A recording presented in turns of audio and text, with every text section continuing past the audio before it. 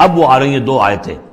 یا ایھا الذین آمنوا لا یسخر قوم من قوم عسى ان یکونوا خیرا منہم ولا نساء من نساء عسى ان یکن خیرا منہن. اہل ایمان تم میں سے کوئی گروہ دوسرے گروہ کا مذاق نہ اڑائے، تمسخر نہ کرے. ہو سکتا ہے کہ وہ ان سے بہتر ہوں. جن کا تم مذاق اڑا رہے ہو، کسی ایک برائی کو دیکھا ہے تم نے، کسی ایک عیب کو دیکھا ہے، اس کی ناک چھوٹی ہے، اس کا کان چھوٹا ہے، اس کا فلاں یہ ہے، اس کا یہ ہے، تو تم نے تو کوئی عیب دیکھا ہے ظاہری، ہو سکتا ہے دل میں اس کے تقویٰ تم سے 10 گنا زیادہ ہو، اللہ کی محبت، اللہ کے رسول کی محبت تم سے 1000 گنا زیادہ ہو. تو تمہیں کیا پتا، تم نے تو ایک چیز دیکھی ہے. اسی طرح عورتیں دوسری عورتوں کا مذاق نہ اڑائیں. عسیٰ ان یکن خیرا منہن، ہو سکتا ہے کہ وہ جن کا مذاق اڑایا جا رہا ہے وہ اللہ کی نگاہوں میں بہتر ہو ان سے جو مذاق اڑا رہی ہیں. ایک حکم تو ہو گیا تمسخر نہ ہو. ولا تلمزوا انفسکم، اپنے آپ کو عیب نہ لگاؤ. اپنے آپ کو عیب لگانا یعنی اپنے بھائیوں پر عیب نہ لگاؤ. آخر وہ تمہاری ہی اس ملت کا فرد ہے، امت کا فرد ہے، تو اس کو عیب لگا تو تمہیں عیب لگا. اس لیے فرمایا بہت ہی بلیغ الفاظ ہے، ولا تلمزوا انفسکم ولا تنابزوا بالالقاب، اور لوگوں کے چڑانے والے نام نہ رکھ لیا کرو. کسی جماعت کا نام کچھ اور ہے، اس کو چڑانے کے لیے نام کچھ اور رکھ لیا گیا ہے، یا اور کسی فرد کے لیے، کسی گروہ کے لیے. تو یہ جو ہے ایک دوسرے کے اوپر اس طریقے سے ڈال دینا اور نام ان کے اوپر کہ جو ان کو پسندیدہ نہیں ہے، یہ 3 کام ہو گئے ایک آیت میں روکا گیا. اس کی وجہ سے اکثر ایسا ہوتا ہے، کبھی ایک دوست آپ ایک خاص قسم کا مذاق اس سے کر رہے ہیں یا کسی لفظ سے اس کو چھیڑتے ہیں، 100 دفعہ وہ سن لیتا ہے، کوئی اثر نہیں ہوتا. کسی وقت کوئی عجیب کیفیت ہوتی ہے اس کی کہ اس کے دل میں جا کر زخم کی طرح لگ جاتا ہے اور پھر وہ دل کا رشتہ ٹوٹ جاتا ہے، اور ایک ایسی جو ہے اس کے اندر گرہ پڑ جاتی ہے، پھر کھولے نہیں کھل سکتی. لہذا محتاط رہو. بئس الاسم الفسوق بعد الایمان، ایمان کے بعد تو برائی کا نام بھی برا ہے. کیوں ان چیزوں میں جا رہے ہو؟ تمہیں تو ایمان کو سمجھنا چاہیے کہ اللہ نے تمہیں اتنی بڑی فضیلت دی ہے، تو ان گندگیوں کی طرف جو ہے متوجہ ہی نہ ہو. ومن لم یتوب فاولئک هم الظالمون، اور جو باز نہیں آئیں گے تو وہی ہے کہ جو ظالم ہے اللہ کی نگاہ میں. تو ترغیب بھی ہے، تشویق بھی ہے، سمجھانے کا انداز بھی ہے، اور ڈانٹ ڈپٹ بھی ہے. باز نہیں آؤ گے تو اللہ کی نگاہ میں پھر تم ظالم ہو. اگلی آیت میں پھر 3 چیزیں. وہ پہلی 3 چیزیں رو در رو ہوتی ہیں آمنے سامنے، اور یہ 3 چیزیں وہ ہیں جو غیب میں ہوتی ہیں، پیچھے ہوتی ہیں. یا ایھا الذین آمنوا اجتنبوا کثیرا من الظن ان بعض الظن اثم. اہل ایمان زیادہ ظن کرنے سے بچو. خام خواہ گمان بٹھا لینا کسی کے بارے میں، جب تک کہ کوئی بات ظاہر نہ ہو جائے، کسی کی طرف سے کوئی روش یا رویہ یا کوئی اقدام جو ہے واضح طور پر سامنے نہ آ جائے، اپنے دل میں خام خواہ کوئی اس کے بارے میں جس کو ہم کہتے ہیں سوء ظن پیدا کر لینا. ان بعض الظن اثم، بعض ظن جو ہے وہ تو گناہ کے درجے تک پہنچ جائیں گے، اس لیے کہ تم نے اپنے دل میں بات بٹھا لی ہے حالانکہ اس میں وہ شے ہے ہی نہیں. لہذا یہ تمہاری طرف سے گویا کہ ایک تہمت ہو رہی ہے اس کے اوپر، قلبی طور پر تو تہمت ہو گئی. ولا تجسسوا، اور دوسری بات یہ ہے کہ ایک دوسرے کے حالات کی ٹوہ میں نہ رہو. بہرحال اسلامی ریاست ہوگی تو جاسوسی کا ایک محکمہ بھی ہوگا، وہ تو اپنی جگہ پر ہے، لیکن افراد کی سطح پر خام خواہ فلاں اس گھر میں کیا ہو رہا ہے، کیوں ہو رہا ہے، یہ دونوں بھائیوں کے معاملات کیا ہیں، کیا وجہ ہے، لڑائی کیوں نہیں ہوتی ان میں. کچھ لوگوں کی ہوتی ہے، تلاش میں رہتے ہیں ایسی چیزوں کی. ولا تجسسوا، تجسس مت کرو. ولا یغتب بعضکم بعضا، اور تم میں سے کوئی دوسرے کی غیبت نہ کرے، کسی کے پیٹھ پیچھے غیر موجودگی میں اس کی کوئی برائی نہ بیان کرے، چاہے وہ برائی بالفعل اس میں ہو. حضور سے پوچھا گیا کہ حضور اگر وہ برائی اس میں ہو، آپ نے فرمایا تبھی تو غیبت ہے. اگر برائی ہے نہیں تو تہمت ہو گئی، وہ تو غیبت سے دوہرا جرم ہو گیا. لیکن یہی ہے کہ کسی مسلمان بھائی کی غیر موجودگی میں اس کی کوئی برائی بیان نہ کی جائے. ایحب احدکم ان یاکل لحم اخیہ میتا، کیا تم میں سے کوئی شخص اسے پسند کرے گا کہ وہ اپنے کسی مردہ بھائی کا گوشت کھائے؟ فکرہتموہ، یہ تو تمہیں بہت برا لگا، بہت گھن آیا. یہ کیا بات کہہ دی اللہ تعالیٰ نے؟ کوئی شخص چاہے گا یہ کہ اپنے مردہ بھائی کا گوشت کھائے؟ لیکن یہ اخلاقی سطح پر یہی کام تم کرتے ہو. غیبت جو ہے اخلاقی سطح پر یہی ہے. کیوں کہ جو شخص موجود نہیں ہے آپ اس کی عزت پر حملہ کر رہے ہیں. اگر وہ موجود ہوتا اپنا دفاع کرتا، لیکن موجود نہیں، دفاع نہیں کر سکتا، وضاحت کرتا. آپ کو غلط بات سمجھ میں آئی، آپ نے ٹھیک نہیں سمجھا ہے، آپ کو اطلاع صحیح نہیں ملی ہے، آپ 100 طرح سے اپنی حفاظت کرتا ہے اپنی عزت کی. اور چونکہ موجود نہیں ہے، آپ نے جیسے مردہ بھائی کی لاش پڑی ہے، جس سے چاہو موٹی جو ہے کاٹ لو، لیکن اگر وہ زندہ ہو تو تمہیں قریب آنے دے گا. یہی ہے مثال. ایحب احدکم ان یاکل لحم اخیہ میتا فکرہتموہ فاتقوا اللہ ان اللہ تواب الرحیم. اور اللہ کا تقوی اختیار کرو، اللہ تواب ہے، توبہ کا بہت قبول فرمانے والا، اور رحیم ہے، بہت رحم فرمانے والا. تیسرا حصہ اس سورہ مبارکہ کا جو آ رہا ہے یہ عظیم ترین مضامین پر مشتمل ہے. ابھی تک معاملہ سارا یا ایھا الذین آمنوا یا ایھا الذین آمنوا یا ایھا الذین آمنوا. آپ نے دیکھا یہ یوں سمجھیے کہ 12 آیات میں 5 مرتبہ یا ایھا الذین آمنوا آ چکا ہے، اور ہم نے دیکھا مکی صورتیں اتنی لمبی جو ہے یا ایھا الذین آمنوا کا صیغہ وہاں ہے ہی نہیں، لیکن یہ آیت آ رہی ہے یا ایھا الناس، اے لوگو انا خلقناکم من ذکر و انثی، اے لوگو ہم نے تمہیں پیدا کیا ہے، تم سب کو، چاہے مومن ہو چاہے غیر مومن ہو، چاہے مسلمان ہو چاہے کافر ہو، تم سب کو ہم نے پیدا کیا ہے من ذکر و انثی، ایک مرد اور ایک عورت سے، حضرت آدم اور حوا کی اولاد ہو تم، وجعلناکم شعوبا وقبائل لتعارفوا، اور ہم نے تمہیں بنا دیا ہے، قوموں میں تقسیم کر دیا اور قبیلوں میں، تاکہ ایک دوسرے کو پہچانو۔ یہ رنگ کا فرق، نسل کا فرق اور یہ شکل و شبہات کا فرق، یہ جو بھی انسان کے نقوش ہیں ان کا فرق، زبانوں کا فرق، یہ قوموں اور قبیلوں میں جو فرق اور امتیاز انہوں نے ڈالا ہے تاکہ پہچان سکو۔ سارے انسان ایک ہی رنگ کے، ایک ہی شکل و صورت کے، ایک ہی معلوم ہوتا کہ سانچہ ہے فیکٹری کا، اسی میں سے سب بنے چلے آ رہے ہیں، ایک ہی زبان بولتے تو پہچانتے کیسے ایک دوسرے کو؟ یہ سارا ہے صرف پہچان کے لیے، یہ نہیں ہے کہ فلاں نسل اعلیٰ ہے، فلاں گھٹیا ہے، فلاں اونچی ہے، فلاں نیچی ہے۔ جیسا کہ آپ نے خطبہ دیا تھا، جو آخری خطبہ ہے حجۃ الوداع کا، لا فضل لعربی علی عجمی ولا لعجمی علی عربی ولا لاحمر علی اسود ولا لاسود علی احمر الا بالتقوی، کسی عربی کو، کسی عرب کو عجمی پر کوئی فضیلت نہیں، کسی عجمی کو کسی عرب پر کوئی فضیلت نہیں، کسی سرخ رو کو کسی سیاہ فام پر کوئی فضیلت نہیں، کسی سیاہ فام کو کسی سرخ رو پر کوئی فضیلت نہیں۔ ہاں فضیلت ہے تو تقوی کی بنیاد پر ہے۔ ایچ جی ویلز نے اپنی history of a concise history of the world میں یہ پیسج کوٹ کر کے لکھا کہ اگرچہ اس سے پہلے بھی تاریخ انسانی میں human fraternity, equality and freedom, انسانی حریت و اخوت و مساوات کے واس تو بہت کہے گئے، لیکن یہ ہے کہ تاریخ انسانی میں یہ ماننا پڑتا ہے کہ پہلی مرتبہ ان اصولوں پر بالفعل ایک معاشرہ قائم کیا محمد نے صلی اللہ علیہ وسلم۔ حالانکہ دشمن ہے، اس نے حضور کی سیرت پر حملے کیے ہیں بالکل وہی اسی طرح کے جیسے رشدی نے کیے ہیں۔ رشدی نے ذرا انداز اور زیادہ گھناؤنا استعمال کیا ہے، چونکہ وہ تو فکشن اس نے ایک طور سے بنائی ہے، لیکن اس نے وہ تاریخ لکھ رہا تھا تو اس طرح کا انداز تو نہیں ہے، لیکن باتیں وہی کہی ہیں۔ اس کے باوجود کس بات کو ماننے پر مجبور ہو گیا کہ واقعہ یہ ہے کہ محمد نے، وہ تو رسول اللہ تو نہیں مانتا، کہ یہ ماننا پڑتا ہے کہ پہلی مرتبہ for the first time in history ہی established a society based on these principles of human fraternity, equality and freedom. اگرچہ جو تازہ ایڈیشن ہے اس کتاب کا concise history of the world, اس میں سے یہ پیسج نکال دیا ہے، اب تو ایڈیٹرز اور ہیں، البتہ پرانا ایڈیشن کہیں یونیورسٹی سے دیجئے، لائبریری سے، اور وہاں سے آپ کو وہ مل جائے گا پیسج۔ یا ایھا الناس انا خلقناکم من ذکر و انثی وجعلناکم شعوبا وقبائل لتعارفوا، یہ تعارف کے لیے، ان اکرمکم عند اللہ اتقاکم، یقیناً تم میں سب سے زیادہ باعزت اللہ کے نزدیک وہ ہے جو سب سے بڑھ کر متقی ہے۔ ان اللہ علیم خبیر، یقیناً اللہ تعالیٰ سب کو جاننے والا اور باخبر ہے۔ قالت الاعراب آمنا، اب ایک اور بہت اہم بات آ گئی۔ اسلامی معاشرہ اور اسلامی ریاست کی جو شہریت ہے اس کی بنیاد کیا ہے؟ ایمان یا اسلام؟ ایمان تو دل میں ہے، چھپی ہوئی شے ہے، ویریفائبل نہیں ہے یا نہیں ہے، کیسے معلوم ہوگا؟ دنیا میں جو آپ کو قانون بنانا ہے، دنیا میں جو معاشرہ بنانا ہے، دنیا میں جو ریاست بنانی ہے، اس میں کون شامل ہوگا؟ اس کی ساری بنیاد اسلام پر ہے، ایمان پر نہیں ہے۔ لیکن آخرت میں سارا دار و مدار ایمان پر ہے، اسلام پر نہیں ہے۔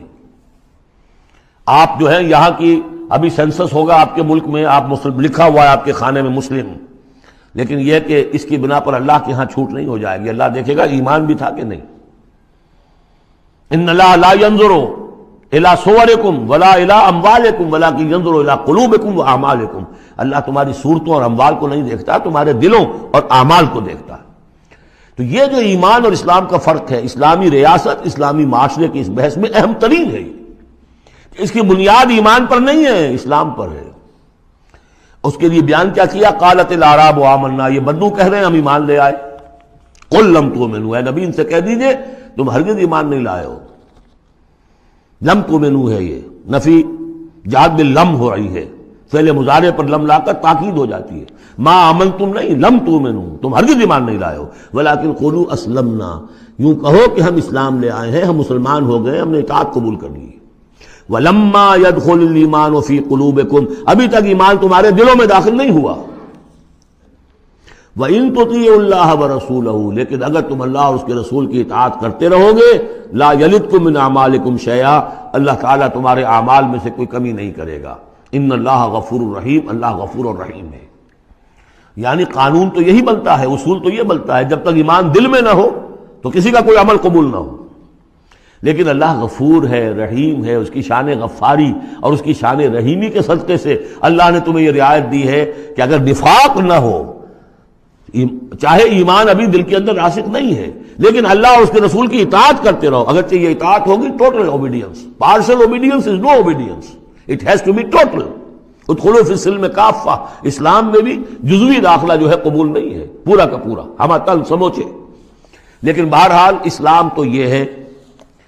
اب اگر تم جاننا چاہو کہ مومن کسے کہتے ہیں تو سن لو، اس کی ڈیفینیشن یہ آ گئی۔ اب یہ میں نے سورہ انفال کے دوران بھی اس کو وضاحت کیا تھا کہ اس کے دو حصے جو اس ڈیفینیشن کے، سورہ انفال میں دوسری آیت، دوسری تیسری، اور ادھر آخر سے پہلی آیت جو ہے اس میں ان کو دونوں کو علیحدہ کر دیا گیا۔ یہ ہے گویا کہ comprehensive definition of a Muslim, of a mu'min. Who is a mu'min? انما المؤمنون الذين آمنوا بالله ورسوله ثم لم يرتابوا۔ مومن تو بس صرف وہ ہے جو ایمان لائے اللہ پر اور اس کے رسول پر، پھر شک میں ہرگز نہیں پڑے۔ لم يرتابوا، پھر وہی جہاد میں لم، ہرگز کوئی شک نہیں پیدا کیا، یعنی یقین بن گیا، ایمان دل کے اندر راسخ ہو گیا۔ جیسے کہ فرمایا صحابہ کرام کے بارے میں، وَلَٰكِنَّ اللَّهَ حَبَّبَ إِلَيْكُمُ الْإِيمَانَ وَزَيَّنَهُ فِي قُلُوبِكُمْ، تمہارے دلوں میں کھبا دیا اس نے۔ جب تک ایمان دل میں داخل نہیں ہوا، دل میں راسخ نہیں ہوا، صرف زبان پر ہے آمنت باللہ وملائکتہ وکتبہ ورسلہ، یہ اسلام ہے۔ بنی الاسلام علی خمس، اس میں یقین قلبی شامل نہیں ہے۔ شہادت اللہ الہ الا اللہ وان محمد رسول اللہ، زبان سے گواہی کہ اللہ کے سوا کوئی معبود نہیں اور محمد اللہ کے رسول ہے، وإقام الصلاۃ وإیتاء الزکوٰۃ وصوم رمضان وحج البیت۔ اس لیے کہ ایمان ذرا کسی اور شے کا نام ہے۔ وہ ایمان کیا ہے؟ اس کے دو حصے کر دیے۔ اب یہ اس شہادت سے نیچے یقین قلبی والی بات ایڈ ہو جائے اور ادھر عمل میں جہاد ایڈ ہو جائے تو 7 چیزیں ہوں گی تو اب یہ مومن شمار ہوگا۔ 5 چیزیں تو اسلام وہ تو ہونی ہے۔ مومن جو ہے وہ مسلم تو ہوگا ہی لا محالہ، لیکن اس سے اوپر کی منزل ہے تو 2 چیزیں اور بڑھ جائیں گی۔ وہ کیا ہے؟ انما المؤمنون الذين آمنوا بالله ورسوله ثم لم يرتابوا وجاهدوا باموالهم وانفسهم في سبيل الله، اور جہاد کریں اپنے مالوں کے ساتھ اور اپنی جانوں کے ساتھ اللہ کی راہ میں۔ اولئک هم الصادقون، یہ لوگ ہیں جو سچے ہیں، دعوی ایمان میں سچے ہیں۔ کہنا آسان ہے آمنت باللہ وملائکتہ وکتبہ، لیکن واقعتاً ایمان ہے یا نہیں اس کا جائزہ لے لو۔ جیسا کہ میں نے عرض کیا، باطل کے نظام کے تحت زندگی گزارتے ہوئے اگر اس کو ذہناً قبول کیا ہوا ہے، اس کی چاکری کر رہے ہیں، اسی کی خدمت کر رہے ہیں اور اپنی توانائیاں صرف کر رہے ہیں اسی نظام کے تحت پھلنے اور پھیلنے اور پھولنے میں، زیادہ کمائیں، زیادہ بڑے گھر میں رہیں، زیادہ شاندار محل ہو، زیادہ ہماری کار لمبی ہو، ہمارا یہ ہو ہمارا وہ ہو، سارا دن رات اور سارا خون پسینہ اسی کام کے لیے ہوا، وہ مومن نہیں ہو سکتا۔ غلبہ باطل کے تحت انڈر پروٹیسٹ رہنا پڑے گا، ایسے رہنا ہوگا جیسے کہ جیل میں انسان رہتا ہے۔ الدنیا سجن المومن و جنت الکافر، اور یہ کہ اپنی توانائی میں سے منیمم سبسسٹنس لیول پر جو آپ کے وجود کو برقرار رکھنے کے لیے ناگزیر ہو، اس حد تک تو اپنے وقت اور توانائی اور اپنی قوت اور صلاحیت میں لگائیں آپ اپنے اور اپنے اہل و عیال کی ضروریات پوری کرنے کے لیے۔ باقی سارا وقت، ساری صلاحیت، ساری قوت اللہ کے دین کو غالب کرنے کی جد و جہد، نظام باطل کو جڑ سے اکھیڑ کر پھینک کر اور اللہ کے دین کو قائم کرنے کی جد و جہد۔ اگر یہ نہیں ہے، اگر یہ نہیں تو بابا پھر سب کہانیاں ہیں، پھر یہ اسلام کا دعویٰ ہے۔ اسلام تو ہے، مانے گا تم دنیا میں تم مسلمان عورت سے شادی کر سکتے ہو، مسلمان باپ کی وراثت تمہیں مل جائے گی، قانونی حقوق سارے تمہارے مسلمانوں کے ہوں گے، اسلامی ریاست میں تم مکمل شہری شمار ہو جاؤ گے، لیکن مومن شمار نہیں ہوگے اللہ کے ہاں۔ قالت الاعراب، یہ آیات تو ایسی ہیں کہ یہ یاد کر لیجئے آج کی رات۔ قالت الاعراب آمنا قل لم تؤمنوا ولكن قولوا اسلمنا، معلوم ہوا علیحدہ کر دیا ہے، بالکل واحد مقام ہے یہ قرآن مجید کا جس میں اسلام اور ایمان کو یوں کر دیا علیحدہ، کہ ایک گروہ ایسا بھی تھا جس کے بارے میں کہا گیا ایمان تمہارے دلوں میں تاحال داخل نہیں ہوا۔ البتہ اس آیت سے بعض لوگوں کو یہ مغالطہ ہو جاتا ہے کہ یہ منافقین کی بات نہیں ہے، اس لیے کہ منافقین کا تو کوئی عمل قبول نہیں اللہ کے ہاں۔ یہاں کہا جا رہا ہے کہ اگر تم اللہ اور اس کے رسول کی اطاعت کرتے رہو گے اللہ تمہارے اعمال میں کوئی کمی نہیں کرے گا۔ تاریخی پس منظر سمجھ لیجئے، جب اللہ تعالیٰ نے عرب میں حضور کو غلبہ عطا کر دیا، اذا جاء نصر اللہ والفتح ورأیت الناس يدخلون فی دین اللہ افواجا، اب ظاہر بات ہے کہ تمام قبائل کے اندر بیٹھ کر مشورے ہوئے، it's no use continuing resistance, اب تو بہرحال فیصلہ الفتح محمد کو ہو گئی ہے، اب ہم مقابلہ نہیں کر سکتے، کوئی اور راستہ نہیں، جاؤ اور جا کر وفد بھیجو اور اطاعت قبول کر لو اور اسلام قبول کر لو۔ تو وہ اطاعت بھی تھی اسلامی ریاست کی، ساتھ ہی اسلام قبول کرنا بھی تھا کہ ہم نے مان لیا جی، اس لیے کہ وہاں سے تو الٹیمیٹم آ چکا تھا جو سورہ توبہ میں ہم پڑھ چکے ہیں کہ یہ صرف 4 مہینے کی مہلت ہے، اس کے بعد اگر تم ایمان نہ لائے تو فَإِذَا انْسَلَخَ الْأَشْهُرُ الْحُرُمُ فَاقْتُلُوا الْمُشْرِكِينَ حَيْثُ وَجَدتُّمُوهُمْ، تو اس کے بعد ایمان لانا ان کے لیے لازم تھا اگر رہنا عرب کے اندر۔ لیکن یہ کہ ان میں 3 طرح کے لوگ تھے، ایسے بھی یقیناً تھے جو خلوص دل سے ایمان لائے، ایسے بھی لوگ تھے جو دھوکہ دینے کے لیے ایمان لائے، جان بچانے کے لیے۔ یہ 2 ہو گئی ویلیوز، پازیٹو اور نیگیٹو۔ بیچ میں پازیٹو اور نیگیٹو کے مابین ایک زیرو لیول آتا ہے۔